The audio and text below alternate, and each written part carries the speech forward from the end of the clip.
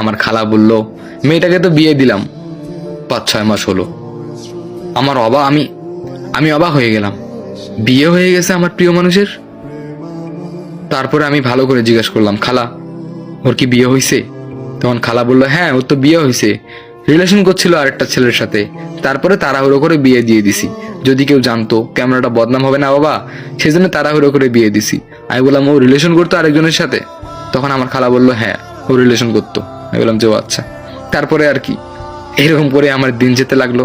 ওই যে প্রথমবার যাকে ভালোবেসেছি, যাকে ভালো লেগেছে, তারপর থেকে দ্বিতীয়বার আর কেউ আসতে পারেনি এই বুকের মাঝে। ওই যে বলা হয় একতরফা ভালোবাসা, তবে এটা একতরফা ভালোবাসাও না, সেও ভালোবেসেছিল, কিন্তু মাঝপথে অন্যের হাত ধরে চলে গিয়েছে। আমারটা একতরফা ভালোবাসাই রয়ে গেল। হয়তো আমি সারা জীবন তার জন্যই অপেক্ষা করে যাব। সে ভালো থাকুক। আপনার জীবনের গল্পটা কি জানতে পারি? হয়ে যাক কমেন্টস।